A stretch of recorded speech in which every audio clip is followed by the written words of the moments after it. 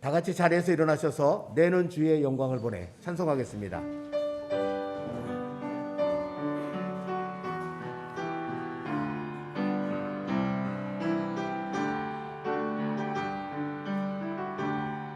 내 눈 주의 영광을 보내 우리 가운데 계신 주님 그 빛난 영광 온 하늘 덮고 그 찬송 온 땅 가득해 내 눈 주의 영광을 보내 찬송 가운데 서신 주님 주님의 얼굴은 온 세상 향하네 권능의 팔을 드셨네 주의 영광 이곳에 가득해 우린 선의 주님과 함께 찬양하며 우리는 전진하리 모든 열방 주 볼 때 주의 영광 이곳에 가득해 주의 영광 이곳에 가득해 우린 선의 주님과 함께 찬양하며 우리는 전진하리 모든 열방 주 볼 때까지. 아멘. 사도신경으로 우리들의 믿음을 하나님 앞에 고백하겠습니다. 전능하사 천지를 만드신 하나님 아버지를 내가 믿사오며 그 외아들 우리 주 예수 그리스도를 믿사오니 이는 성령으로 잉태하사 동정녀 마리아에게 나시고 본디오 빌라도에게 고난을 받으사 십자가에 못 박혀 죽으시고 장사한 지 사흘 만에 죽은 자 가운데서 다시 살아나시며 하늘에 오르사 전능하신 하나님 우편에 앉아 계시다가 저리로서 산자와 죽은 자를 심판하러 오시리라. 성령을 믿사오며 거룩한 공회와 성도가 서로 교통하는 것과 죄를 사하여 주시는 것과 몸이 다시 사는 것과 영원히 사는 것을 믿사옵나이다. 아멘. 자리에 앉으시기 바랍니다. 이 시간에는 우리 앞서 살았던 믿음의 선배들의 생생한 신앙이 배어있는 시편 말씀 한 편을 보고 들으며 우리의 믿음을 되돌아보는 시간을 잠시 갖도록 하겠습니다. 오늘 묵상할 시편은 시편 88편입니다. 이 시편 88편은 모든 희망이 다 사라진 캄캄한 흑암 속에도 여호와 내 구원의 하나님으로부터 비치는 한 줄기 희망의 빛을 발견하고 간절히 여호와의 은혜를 구하는 믿음의 기도시입니다. 함께 보시겠습니다. 제88편 구라자손의 찬송시 곧 에스라인 헤만의 마스길 인도자를 따라 마할랏 르안롯에 맞춘 노래.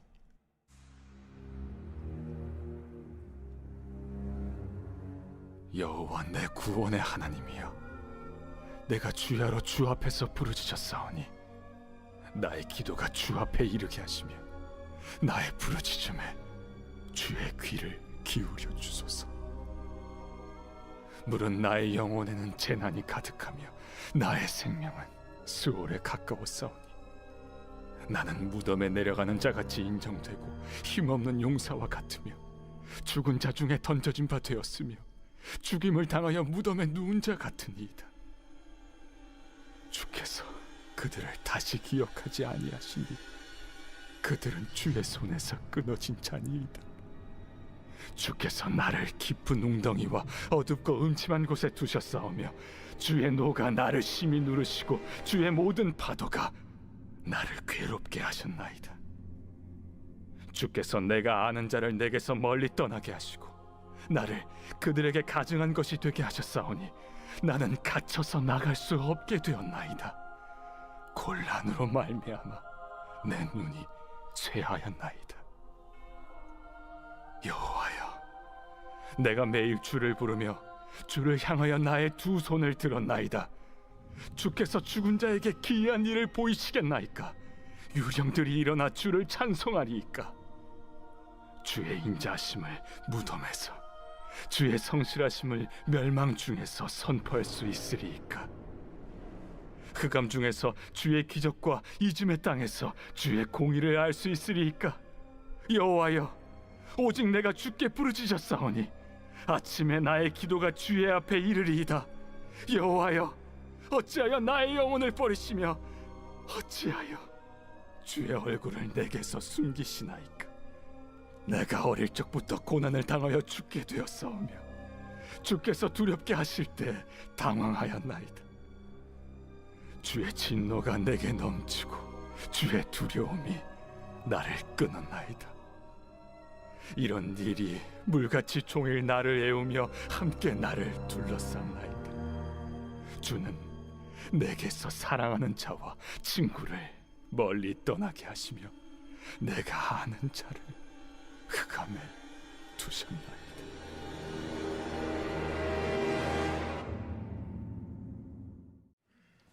우리에게 한없는 사랑을 주시고 감사의 향기를 기다리시는 아버지 하나님, 아버지의 사랑 안에서 온갖 복을 다 누리며 살게 하시니 감사를 드립니다. 온 우주 만물을 창조하시고 언제나 변함없이 우리 곁에 함께하여 주시고 사랑이 무엇인지 가르치시고 몸소 그 모습을 보이심으로 우리를 그 아름다운 곳으로 인도하신 아버지, 오늘 부활하신 예수님을 기리며 함께 모여 아버지께 영광과 찬양을 드립니다. 감사로 충만한 저희들의 기도와 찬양 그리고 예배를 흠양하여 주시옵소서. 먼지 갇힌 저희들, 때로는 우리 자신의 부족함을 인정하지 않고 교만하여 모든 것을 저희들 자신이 한 것처럼 행세하는 죄를 범했습니다. 겸손하게 아버지를 사랑하며 감사하는 시간으로 남은 인생을 채우게 하시옵소서. 저희를 사랑하시어 진정한 천국을 주시기 위해 귀하신 독생자를 대속의 제물로 주신 아버지 하나님, 그 크신 사랑 한순간도 잊지 않게 하시고 한없는 감사로 그 사랑에 보답함으로 이 세상이 아버지의 그 아름다운 향기로 가득하게 저희 인도하여 주시옵소서. 이제 대학 입학시험을 치른 학생들 그동안의 수고를 위로하여 주시고 먼저 아버지께서 기뻐하시는 길이 그들이 기쁜 마음으로 섬길 수 있는 길이 되기를 간절히 기원합니다. 세상 사람들이 좋다는 것을 찾는 것이 아니고 자기 자신이 진정으로 원하는 길, 하나님과 동행하며 기쁘게 섬길 수 있는 길을 매일매일 삶 속에서 선택할 수 있도록 축복하여 주시옵소서. 어떤 성적을 거두었든지 모든 것이 합력하여 선을 이룬다는 것을 기억하고 각자에게 주어진 아름다운 자리라는 것을 깨닫게 하시고 기쁨으로 그 길을 아름답게 가꾸어 가게 하시고 풍성한 열매를 허락하여 주시옵소서. 우리 모두가 이 땅에서 살며 겪는 어려움들이 있습니다. 이미 이긴 싸움을 하는 것이라는 것을 잊지 않게 하시고 이 어려운 순간들이 저희와 아버지의 관계가 더욱 깊어지고 아름다워져서 고귀하고 향기로운 사랑의 꽃을 피우게 하여 주시옵소서. 고국 대한민국 많은 복을 누리며 살고 있음을 감사드립니다. 저희들의 주변에는 초강대국들이 있습니다. 하지만 저희에게는 만주의 주요 만왕의 왕이신 아버지 하나님이 계시기에 누구보다도 단단하고 강하다는 것을 잊지 않게 하시고 아버지를 의지하여 이기는 기회로 삼게 하소서. 오직 하나님 한 분만을 믿음으로 아버지께 영광 돌리는 나라 되게 하시고 백성들을 미혹하는 이단과 사악한 잡신들은 모두 소멸되게 하시고 우리에게 성령을 부어주셔서 아버지로 인하여 참된 힘을 가지게 하시옵소서. 저희 교회의 어린 자녀들과 청소년들 무엇보다도 본인들과 아버지 하나님과의 관계가 가장 중요하다는 것을 깨달아 참된 복을 받으며 세상을 이기게 하여 주시옵소서. 먼저 아버지를 알고 그 뜻을 기뻐하는 지혜를 허락하시고 혼탁한 세상에서 평안과 기쁨을 잃지 않게 하소서. 무엇보다도 아버지의 그 풍성한 사랑을 깨닫는 지혜를 가지게 하여 주시옵소서. 아버지의 나라가 이 땅에 임하기 위해 섬기는 자마다 하늘의 기쁨으로 채워주소서. 모든 말씀 우리를 구원하신 나사렛 예수 그리스도 이름으로 기도드립니다. 아멘.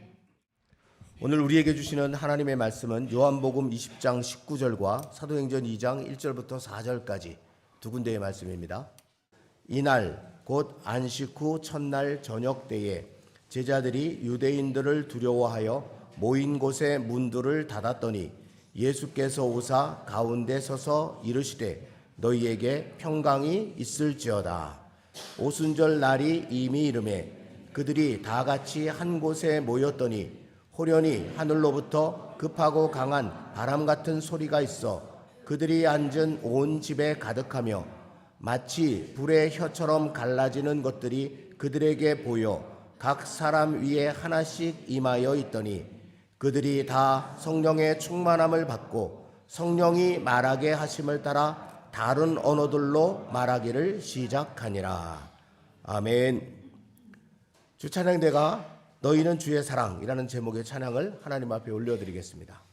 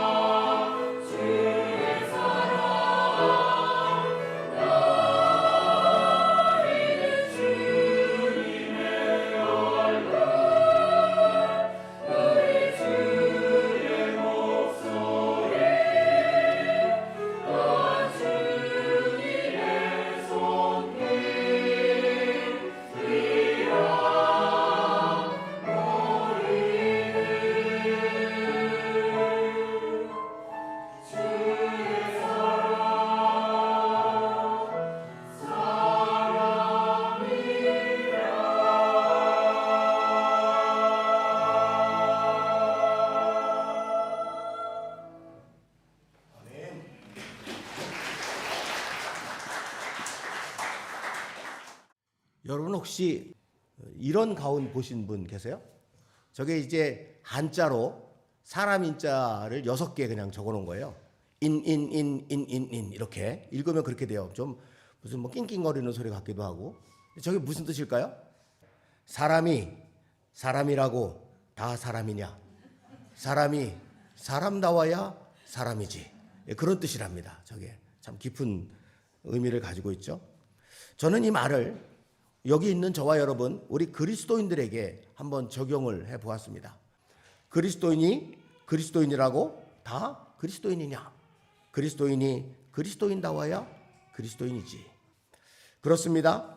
그리스도인이라는 이름을 갖고 있는 것이 중요한 것이 아니라 그리스도인다운 삶을 살아가는 것이 정말 중요한 것입니다. 그러면 그리스도인다움이라고 하는 것이 도대체 무엇일까? 오늘 본문을 통해 우리는 그리스도인다움이 무엇인가에 대한 소중한 가르침 하나를 발견할 수 있게 될 것입니다. 두 개의 오늘 본문 가운데 요한복음 20장 19절에 보면 이런 말씀이 있습니다. 제자들이 유대인들을 두려워하여 모인 곳의 문들을 닫았더니 라는 그런 말입니다. 여러분, 이들이 어떤 사람입니까? 3년 가까이 예수님과 함께 다녔던 사람들이었습니다. 예수님의 말씀을 그 누구보다 가까이서 듣고 그분이 행하시는 이적을 그야말로 눈앞에서 보면서 기다리던 메시아가 오셨다고, 우리가 그분의 제자가 되었다고, 이제 조금 있으면 그분의 나라가 세워질 텐데 그러면 우리가 떡하니 큰 자리 차지하고 앉게 될 것이라고 의기양양해하던 그런 사람들이었습니다. 그런데 지금은 그 모든 용기를 다 잃어버린 채 두려움에 휩싸여 문을 꼭꼭 걸어 잠그고 숨어 있는 것입니다. 더구나 이날은 안식 후 첫날 저녁, 그러니까 예수님께서 여러 번 미리 말씀하셨던 십자가에 못 박혀 죽은 후 3일째 되는 날, 곧 부활의 날이었습니다. 실제로 이들은 이미 몇몇 여자들에게서 예수님의 빈 무덤과 거기서 만난 천사의 이야기도 전해 들었었습니다.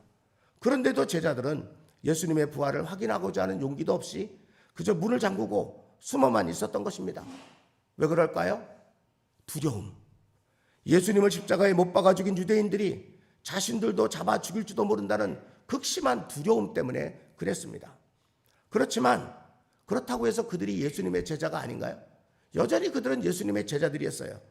요한복음 본문을 다시 한번 보시면 그들이 함께 모여 있었다라고 하는 사실을 알게 됩니다. 모인 곳에 문들을 닫았더니 라고 되어 있거든요. 그들은 지금 함께 모여 있었어요. 그렇게 함께 모여서 무엇을 했을까요? 아마도 그들은 함께 모여서 그들의 선생님이신 예수님의 이야기를 서로 주고받았겠죠. 그분이 하셨던 말씀 한마디 한마디, 행하셨던 놀라운 기적 하나하나, 수많은 군중들의 환호성, 이런 것들을 예수님과 함께 지냈던 그런 수많은 시간들을 돌이켜보고 있었을 것입니다. 한마디로 그들은 여전히 예수님의 제자들이었습니다. 예수님에 대해서 이야기하는, 예수님을 마음속에 떠올리는 그런 사람들이었다는 것입니다. 하지만 전혀 예수님의 제자답지 못한 그런 제자들이었습니다. 바로 이 제자들의 모습 속에 우리들의 모습이 겹쳐 보이는 것은 비단 저만 그런 것일까요? 우리도 예배당에 함께 모여 있을 때는 분명 그리스도인입니다. 말씀을 통해 우리 하나님이신 여호와의 뜻을 깨닫습니다. 기도할 때 우리의 기도를 들으시는 주님을 찾습니다. 찬송으로 함께 하시는 여호와 하나님을 노래합니다. 그러나 이 예배당 밖으로 나서는 순간은 어떻습니까? 그때도 우리는 그리스도인입니까? 그리스도인을 대적하는 악의 세력들이 존재하는 세상 속에서 내가 그리스도인이라는 것이 드러나면 온갖 불리함과 어려움을 당하고 때로는 아예 죽음과 같은 매장을 당할지도 모른다는 두려움 속에 마음의 문을 꼭꼭 걸어 잠그고 그리스도인으로서의 자신을 드러내지 못하고 사는 것이 저와 여러분은 아니냐라는 것입니다. 하지만 비록 지금 나의 모습이 그렇게 비겁한 그리스도인답지 않은 그리스도인처럼 느껴져도 좌절하거나 낙심할 필요는 없습니다. 성경은 요한복음에서 끝나는 것이 아니라 사도행전으로 계속 이어져 가고 있기 때문에 그렇습니다. 놀랍게도 그 사도행전에 보면 그렇게 숨어있던 제자답지 못했던 그 제자들이 놀랍게 변화되었음을 보여주고 있기 때문입니다. 그러면서 너희도 그렇게 될 수 있다라고 오늘 우리에게 말씀하고 있는 것이죠. 사도행전이라고 하는 이 성경은 한마디로 이 세상 속에서 예수님처럼 살았던 사람들, 곧 그리스도인답게 살았던 사람들의 이야기다라고 그렇게 정의할 수 있을 것입니다. 오늘의 사도행전 본문은 그 이야기가 어떻게 시작되었는가를 우리에게 보여주는 그 이야기죠. 여러분, 이 이야기로부터 시작되어진 그 이어지는 이야기들을 보면은요, 이때 온 예루살렘에 예수님에 관한 이야기가 쩌렁쩌렁 울려 퍼지는 그런 정말 감격적인 모습들이 이 뒷부분에 나오거든요. 여기서부터 시작해서. 그리고 그 이야기의 끝에 이런 기록이 있어요. 사도행전 2장 40절 41절. 또 여러 말로 확증하며 권하여 이르되 너희가 이 패역한 세대에서 구원을 받으라 하니 그 말을 받은 사람들은 세례를 받으며 이날에 신도의 수가 3,000이나 더하더라. 이런 놀라운 일들이 쭉 이어져 가고 있는 거거든요. 여기가 어디입니까? 예루살렘입니다. 예루살렘이 어떤 곳입니까? 당시 예루살렘은 예수님을 믿고 따르는 무리들을 미워하다 못해서 온갖 핍박을 가하고 급기야 잡아 죽이려고 하는 서슬퍼런 유대인들이 득실거리는 유대인들의 본거지였습니다. 바로 그곳에서 예수님의 이름이 당당하게 선포되고 예수님의 이름으로 세례가 베풀어지게 된 것입니다. 그것도 3,000명의 사람들에게 상상할 수 없는 어마어마한 힘이 예루살렘을 누르고 있었습니다. 핍박받던 유대인들이 그 힘 앞에 무릎을 꿇었고 예수님의 이름을 증거한 이들은 오히려 높임을 받게 된 기가 막힌 역전이 오늘의 말씀 속에 담겨져 있다는 것이죠. 그런데 여러분, 이를 행한 사람들이 누구겠습니까? 베드로를 비롯한 예수님의 제자들, 곧 방금 전 보았던 요한복음 본문 속에서 유대인들이 무서워 문을 닫고 숨어있던 바로 그 사람들이었습니다. 어제는 두려움에 쌓여 숨어있던 그들이 오늘은 용기 있게 예수님을 증거하였고, 어제는 전혀 제자답지 않았던 그들이 오늘은 너무나 멋진 제자다운 모습으로 세상 앞에 우뚝 선 것입니다. 이렇게 이들이 제자답게 우뚝 서자 놀랍게도 온 세계를 휘어잡고 있던 저 죄와 사망의 세력이 오히려 두려워서 쫓겨나기 시작하였습니다. 그야말로 하나님 나라 생명의 역사가 왕성하게 힘차게 불길처럼 일어나게 되었던 것입니다. 어떻게 이런 일이 일어나게 된 것일까요? 어떻게 비겁자여 겁쟁이였던 제자 아닌 제자들이 이처럼 세상을 변혁시키는 생명 역사의 주인공이 될 수 있었을까요? 어떻게 전혀 제자답지 못했던 그들이 이토록 멋진 제자다움을 나타내게 된 것일까요? 우리는 그 해답을 요한복음 본문과 사도행전 본문 사이에서 찾을 수 있습니다. 첫째로 우리가 찾을 수 있는 것은 이들은 모여 있었다라고 하는 것입니다. 예수님의 십자가 죽음 이후에 그 슬프고 깜깜했던 기간에도 제자들은 흩어지지 않았습니다. 제 한 몸 숨기에도 힘들었던 순간에도 그들은 서로 의지하며 모였습니다. 마음속에는 절망이, 불안이, 두려움이 가득 넘쳐 있었지만 그럼에도 불구하고 그들은 예수님께서 엮어주셨던 그 공동체를 깨뜨리지 않았습니다. 그들은 여전히 함께 모여 있었습니다. 부족하고 연약한 모습이었지만 그래도 같이 있었다라는 것입니다. 요한복음 20장과 사도행전 2장 사이 4장의 말씀만 보더라도 그들은 무려 7번이나 함께 모여 있었다라고 하는 사실이 보고되어 있습니다. 그렇게 모여서 그들은 서로가 이제는 떨어질 수 없는 한 운명임을 느꼈습니다. 예수 그리스도께서 맺어주신 그 놀라운 생명의 끈이 이미 그들의 마음에 강력하게 묶여 있었기 때문입니다. 지금 이 예수님의 제자들은 우리는 죽어도 같이 죽고 살아도 같이 살자라는 그런 마음으로 예수님께서 만들어주신 그 공동체를 깨뜨려버리지 않고 함께 모여 있었다라고 하는 것입니다. 제자들의 모임, 그것은 단순한 모임이 아니라 생명을 함께 나누는 너무나 깊은 모임이었습니다. 바로 이 모임이 그들이 변화되는 이유가 되고 근거가 되었다라는 것입니다. 다음으로 그들을 제자답게 변화시킨 힘은 뭐니 해도 기도였습니다. 제자들이 부활하신 예수님을 만난 후 가장 힘썼던 일이 하나 있습니다. 그것은 바로 기도입니다. 사도행전 1장 13절부터 14절까지 말씀을 보면 부활하신 예수님께서 제자들을 만나서 이제 그들에게 몇 가지 말씀을 하시고 아버지께로 다시 올라가신 다음에 그 제자들이 그들이 함께 모여 있었던 다락방으로 들어가서 거기서 무엇을 했다고 했습니까? 14절 뒷부분에 더불어 마음을 같이하여 오로지 기도에 힘쓰더라라고 되어 있습니다. 여러분, 이때 제자들이 무슨 기도를 했을까요?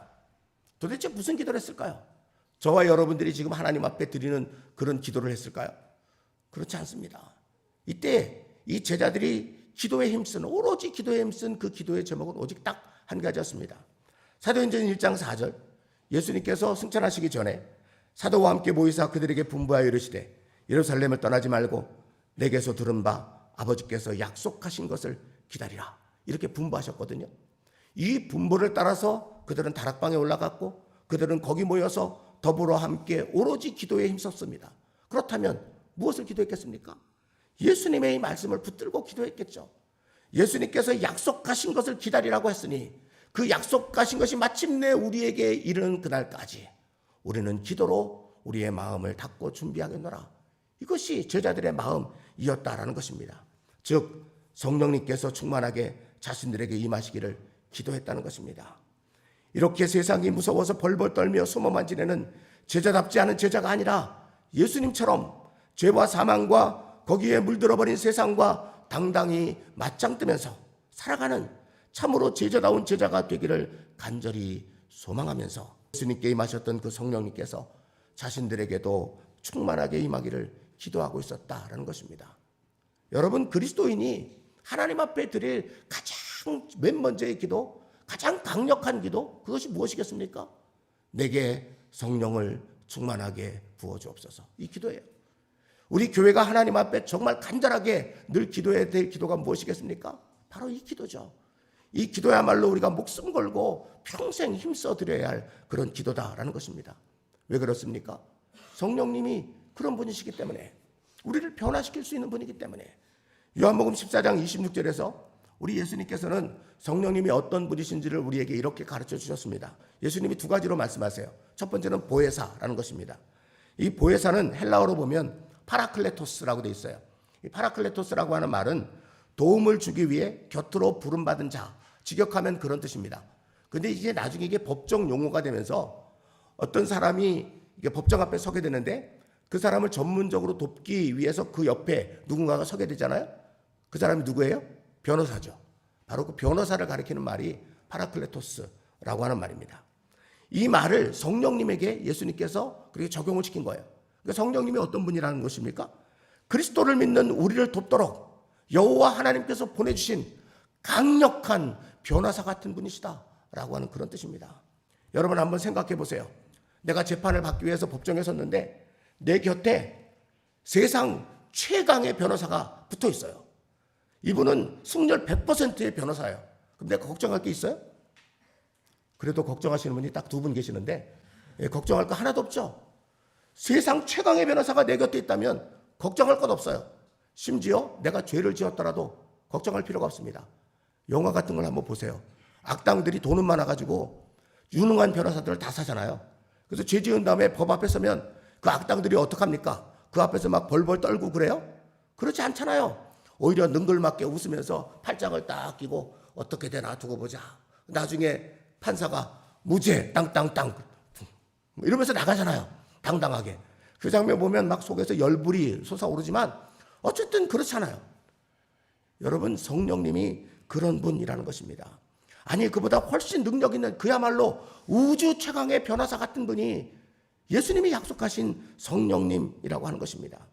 그러니 이 성령님께서 함께 하시면 무엇이 두려울 것이 있겠으며 문을 꼭 닫아 걸고 숨을 일이 무엇 있겠습니까? 당당히 세상 앞에 서서 해야 할 말 하며 살아가는 진정으로 제자다운 그리스도인다운 그런 삶을 살아낼 수 있지 않겠습니까? 이뿐이 아니죠. 요한복음 14장 26절을 다시 보시면 성령님은 우리에게 예수님께서 하셨던 모든 말씀들을 생각나게 하시는 분이다. 그리고 그 말씀들을 구체적인 삶의 현장에 어떻게 적용할 것인가를 가르쳐 주시는 분이시다. 예수님이 그렇게 우리에게 소개해 주고 계세요. 이를 다른 말로 이야기하면 진리가 무엇인지 알게 하시고 그 진리를 따라 살아가도록 이끄시는 분이다. 바로 그것이 성령님이시다라는 그런 의미죠. 예수님께서 성령님을 진리의 성령이라고 또 그렇게 표현하신 이유가 바로 여기에 있는 거거든요. 성령님은 진리의 성령님이에요. 예수님이 하신 말씀 가운데 여러분 진리에 관해서 생각나는 말씀이 하나 있잖아요. 진리를 알지니 진리가 너희를 자유케 하리라. 진짜 진리를 알면 그 어떤 거짓에도 두려워하지 않게 되는 거죠.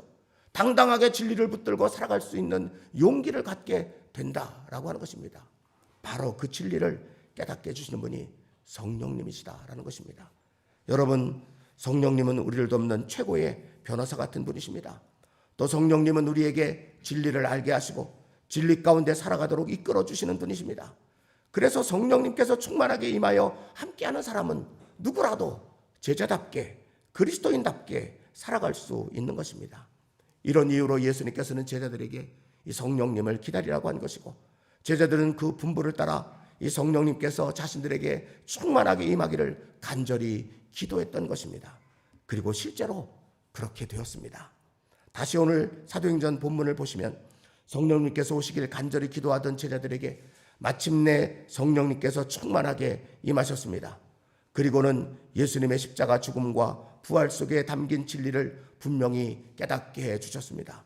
그러자 제자들이 제자답게 변화되기 시작했습니다. 그들은 자신들을 향하여 죽음의 칸을 겨루고 있는 유대의 사회 쪽으로 닫혀 있었던 그 문을 활짝 열어 제쳤습니다. 그리고는 그 한복판으로 뛰어들어가 외치기 시작했습니다. 나는 너희가 십자가에 못 박아 죽인 그 예수가 우리를 죄와 죽음에서 구원할 창조주 여호와 하나님의 아들 그리스도이심을 믿는다. 드디어 이들은 죽음의 세계를 예수님의 십자가와 부활로 변화시키는 생명의 제자, 진정한 그리스도인다운 그리스도인이 된 것입니다. 사랑하는 믿음의 가족 여러분, 화면에 보시는 이분은 19세기 회중교회 목사로 가장 뛰어난 설교가요, 노예 제도 폐지에 앞장섰던 사회 개혁가이기도 했던 헨리 워드 비처 목사님이십니다. 근데 이분이 이런 놀라운 말을 했어요. 만약 사람이 지금 자기가 서 있는 바로 그곳에서 그리스도인이 되지 못하면 그는 하나님 앞에서도 그리스도인이 될 수 없다. 우리가 세상 속에서 그리스도인답게 살지 못한다면, 비록 우리가 주일이면 어김없이 예배당을 찾아와 예배한다 해도 우리는 그리스도인답지 못한 그리스도인일 뿐이라는 것입니다. 그러므로 우리는 우리가 살아가는 모든 삶의 자리에서 그리스도인다움을 회복할 수 있어야 합니다. 그리스도인다운 사람은 그리스도처럼 생각하는 사람입니다. 그리스도인다운 사람은 그리스도처럼 말하는 사람입니다. 그리스도인다운 사람은 그리스도처럼 손과 발을 사용하는 사람입니다. 그리스도인다운 사람은 그리스도처럼 사랑하는 사람입니다. 그리스도인다운 사람은 삶의 모든 자리에서 그리스도의 기쁨이 되는 사람입니다. 여러분, 우리가 바로 그런 그리스도인다운 사람이 되어야 하는 것입니다. 이를 위해 우리도 오늘 말씀 속 제자들처럼 함께 모여야 합니다. 인간적으로는 불편함이 있고 여러 가지 연약함이 있고 여러 가지 우리를 깨뜨리려고 하는 많은 유혹들이 있을지 몰라도 그럼에도 불구하고 우리는 모여야 합니다. 그리고 우리의 모임이 생명을 나누는 공동체가 되어가도록 끊임없이 나를 사랑하신 예수님의 심장으로 서로를 품어갈 수 있어야 하는 것입니다. 나아가 우리의 모임은 기도하는 모임이 되어야 합니다. 나에게 그리고 우리의 모든 믿음의 가족들에게 무엇보다 주님의 몸인 이 교회를 위해 세워주신 지도자들에게 예수님께서 약속하신 보혜사이시며 진리의 영이신 성령님께서 충만하게 임하시기를 위하여 간절히 기도하는 공동체가 되어야 합니다. 성령님을 약속하신 예수님께서는 그 성령님은 구하지 않으면 받을 수 없다고 분명하게 말씀하셨습니다. 누가복음 11장 9절과 10절 그리고 13절에 기도에 대해서 예수님이 말씀하시는 듯하죠. 구하는 자가 받게 될 것이고 찾는 자가 찾게 될 것이고 두드리는 자가 열림을 받을 것이다. 주님이 이렇게 말씀하시는데 이 말씀이 어디로 이어지냐면 13절로 이어지는 거예요. 너희가 악할지라도 좋은 것을 자식에게 줄 줄 알거든 하물며 너희 하늘아버지께서 구하는 자에게 성령을 주시지 않겠느냐. 이 말을 뒤집어 보면 간절히 구하지 않으면 성령님을 받을 수 없다라는 것입니다. 그러므로 우리 교회는 기도하는 공동체가 되어야 한다는 것이죠. 우리는 결코 성령의 충만함을 구하는 이 기도를 멈출 수가 없는 것입니다. 이 기도를 통해 우리 모두가 그 옛날 제자들처럼 성령님의 충만함을 받아 그리스도인다움을 회복해야 합니다. 그래서 숨어있는 곳, 두려움과 불안 속에 떨고 있는 자리에서 떨쳐 일어나서 우리가 사는 이 땅, 이 시대를 우리의 주님이신 예수 그리스도의 생명으로 밝히고 변화시키는 제2의 사도행전의 대역사를 새롭게 열어갈 수 있어야 하는 것입니다. 바로 그것을 오늘 주님께서 우리에게 원하고 계십니다. 주님의 말씀을 마음속에 새기고 그리스도인다움을 회복하기 위하여 이제 여러분에게 주어져 있는 삶을 향해 나아가는 여러분 모두에게 성령의 충만함이 날마다 함께 하시기를 간절히 기원합니다. 기도하겠습니다. 하나님 아버지, 성령 강림 주의를 보내면서 이제는 특별한 어떤 절기적 의미를 담고 있지 않은 그런 평범한 주의를 이제 저희들이 당분간 살아가게 될 것입니다. 그러나 주님, 이제부터가 정말 중요하다는 것을 잊지 않는 저희들 되기를 원합니다. 이제부터 우리에게 주어진 일상의 삶 속에서 그리스도인 다움을 유지하며 살아가는 일, 그야말로 우리 주님이 너무너무 원하시는 일임을 마음 깊이 깨닫게 주옵소서. 이를 위해서 우리 교회가 늘 생명으로 함께 모이는 교회가 될 수 있도록 도와주시고 서로를 위해서 성령의 충만함을 피는 능력 있는 기도의 공동체가 되어져 가도록 함께하여 주옵소서. 마드리드 한인 장로 교회를 이루고 있는 우리 그리스도인 한 사람 한 사람이 그리스도인 다움을 회복함으로 이 교회를 통해서 이 땅이 주님의 생명의 역사로 가득 흘러넘치는 아름다운 땅으로 변화되게 하여 주시옵소서. 예수님의 이름으로 간절히 기도드리옵나이다. 아멘.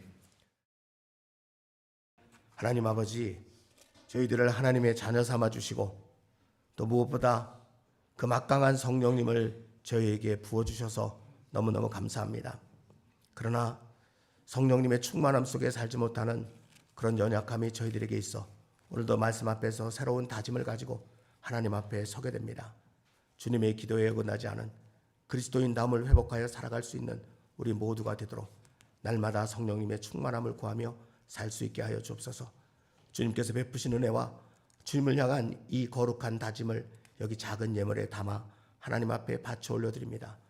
오늘의 마음속에 느껴진 이 감사가 주님을 향한 우리의 다짐이 변화되지 않도록 늘 우리의 삶을, 우리의 마음을, 우리의 영혼을 꼭 붙잡아 주시고 세월이 지나갈수록 하나님 앞에 더 아름다운 모습으로 서는 우리 모두 되도록 축복해 주옵소서.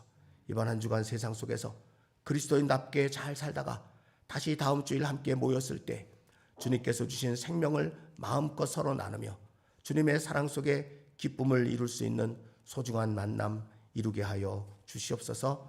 예수님의 이름으로 감사하며 봉헌기도 드리옵나이다. 아멘. 앞뒤 좌우에 계신 분들과 인사하겠습니다. 미고 사축.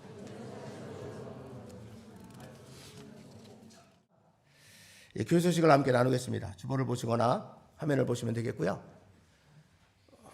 금년 한 해 우리 교회 표를 여러분들 잊지 마세요. 여호와 하나님의 선하심을 날마다 맛보며 살아가는 그런 삶 꼭 이루어내시기를 바라고요.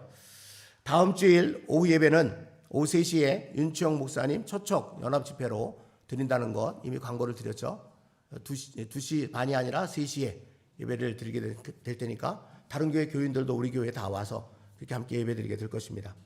그리고 이제 연합집회가 나중에 광고가 있긴 있는데 미리 말씀을 드리면 주일날만 있는 게 아니라 금요일 토요일 날도 있거든요. 금요일 저녁 그리고 토요일 오후 이렇게 있는데 그때는 이제 마드리드 순복음교회에서 당에서 집회가 있어요. 그러니까 그쪽으로 우리가 또 가셔야 되는 거 꼭 잊지 마시기를 바랍니다. 오늘 점심 식사 후에 카페에서 항존직 선출위원회 회의를 진행을 하려고 했으나 제 몸 상태가 영 말이 아닌 관계로 그 좁은 공간에서 이렇게 이 대화를 나누다 보면 본의 아니게 제가 좋은 것을 많은 분들에게 퍼뜨릴 것 같은 그런 불길한 예감이 들어서 그래서 대면 회의는 취소를 하고 내일 제가 단톡방을 열도록 하겠습니다. 단톡방을 통해서 논의할 것들을 회의하고 거기서 결정을 하도록 할 텐데 처음에는 이제 안수 집사님들이 이 항전직 선출위원회에서 빠졌었어요. 왜냐하면 안수 집사님들이 이번에 항전직 선거의 대상이 될 수 있기 때문에. 그런데 이제 그 요건이 사라졌기 때문에 내일은 우리 안수 집사님들도 그리고 은퇴 권사님들도 다 그 단톡방에 초대를 해서 항전직 모두의 의견을 그렇게 듣도록 그렇게 하겠습니다. 그러니까 꼭 그 시간이 아니더라도 하루 중에 언제라도 들어오셔서 내용을 보시고 의견을 남겨놓으시면 될 것 같습니다. 대학 입시의 계절을 맞아서 수험생들을 위해서 계속 기도를 부탁을 드립니다. 교육자 소식이 있는데요. 중고등부와 청년부를 담당할 교육전사님이 최종 결정됐습니다. 이름은 장소진 전사님이고요. 1995년생이고 장로회 신학대학원을 이미 졸업하셨고요. 그래서 9월부터 오셔서 사역을 하실 수 있다고 약속을 이제 받았습니다. 그래서 이제 9월 첫 주부터 중고등부와 청년부를 지도하시게 될 것입니다. 아마 8월 달에 마드리드에 들어오시게 되겠죠. 위에서 많이 기도해 주시면 감사하겠습니다. 오늘 오전 예배 후에 5월 생일 축하 시간을 잠시 이어서 갖도록 그렇게 하겠고요. 교계 소식이 있는데 말씀드린 것처럼 윤치영 목사님 초청 마드리드 한인교회 연합 부흥회 5월 31일 금요일 저녁 8시, 6월 1일 토요일 오후 3시 마드리드 순복음교회당에서 6월 2일 주일 오후 3시 마드리드 한인 장로교회당에서 있다는 것 꼭 기억하시길 바라고요. 또 하나 광고가 있는데 에즈마이아 어린이 연합 성경 캠프가 금년에 마드리드에서 열린다고 합니다. 혹시 성경이 읽어지네? 이거 아세요? 이 얘기 들어보신 적 있어요? 그 성경을 주도하는 그 기관에서 진행하는 어린이 영어 성경 캠프입니다. 그래서 이제 구약 1탄을 금년에 하게 됐다고 하는데 6월 20일 목요일, 21일 금요일은 오후 3시부터 8시까지, 20일 토요일은 오전 10시부터 오후 3시까지, 장소는 크라이스트 메스터 필리피노 크리스찬 펠로우십이라고 하는 교회당에서 진행을 한다고 합니다. 주소가 있고요. 참석 대상도 있고요. 참가비도 다 안내가 돼 있으니까 보시면 되겠고, 원하시는 분들은 우리 교회 홈페이지에 들어오시면 거기 이제 구글 폼 신청하는데 연결을 해놨거든요. 거길 누르면 바로 신청할 수 있도록 연결이 돼 있으니까 들어오셔서 그렇게 신청을 하셔도 되겠습니다. 마드리드 한인 한글학교 교장 청빙이 이번 주 화요일까지 진행이 된다는 것 기억하시고, 원하시는 분들은 바깥에 있는 유인물을 참조해 주시면 되겠습니다. 교회 학교 예배 열심히 드려지고 있는데 매월 첫 주일은 청년부가 이제 커넥트 예배를 이제 드리게 되는데요. 다음 주일은 연합 집회에 참석하는 걸로 대신할 테니까 청년부도 기억해 주시면 좋겠고요. 교회에서 진행하는 여러 가지 성경 공부 모임이라든지 또는 성경 공부 그리고 기도 모임 여기 열심히 참여해 주시기를 당부를 드립니다. 우리 교회가 선교 동역하는 선교지와 선교사님들을 위해서도 계속 많이 기도해 주시고요. 또 우리 교회는 어떤 이단의 출입도 금하고 또 이단과의 교제도 금하니까 여러분 꼭 조심해 주시기를 바랍니다. 여호와는 여러분에게 복을 주시고 여러분을 지키시기를 원하며 여호와는 그의 얼굴을 여러분에게 비추사 은혜 베푸시기를 원하며 여호와는 그 얼굴을 여러분에게로 향하여 두사 평강 주시기를 원합니다. 우리 주 예수 그리스도의 은혜, 우리 아버지 여호와 하나님의 사랑, 우리 보혜사 성령님의 교통하심이 허락하심으로 맞이한 2024년 5월의 마지막 주일, 아버지 앞에 나와 신령과 진정의 공동체 예배를 드리면서 생명 가득한 모임과 간절한 기도를 통한 성령 충만함으로 그리스도인다움을 회복하여 살기를 소망하면서 또 한 주간의 삶을 향해 나서는 마드리드 한인 장로교회와 이곳에서 예배하는 모든 이들 위해 믿음의 가족들이 흩어져 살아갈 안팎으로 치열한 삶의 자리에 우리가 선교 동역하는 모든 선교지와 선교사들, 우리 조국 대한민국과 이 땅 스페인 온 세상 위에 언제나 함께 계시기를 간절히 축원하옵나이다. 아멘.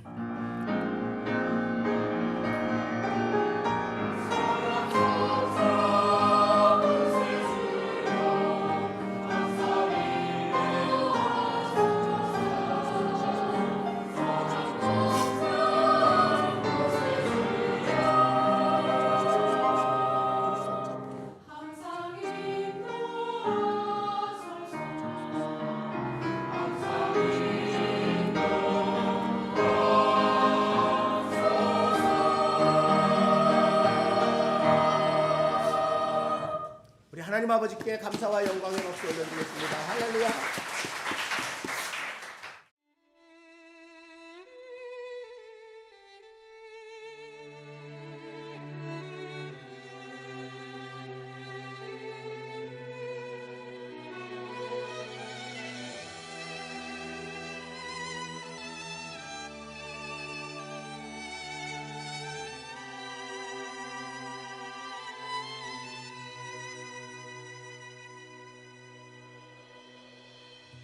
성령 하나님 나를 만지소서.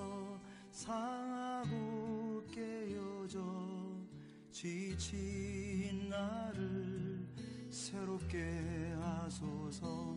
성령의 바람 시들은 내 영 살리소서.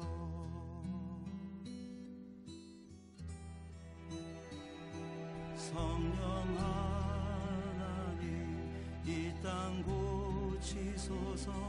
죄악의 어둠 속 헤매는 우리 태워주소서. 성령의 불로 세상 헛된 맘 태우소서.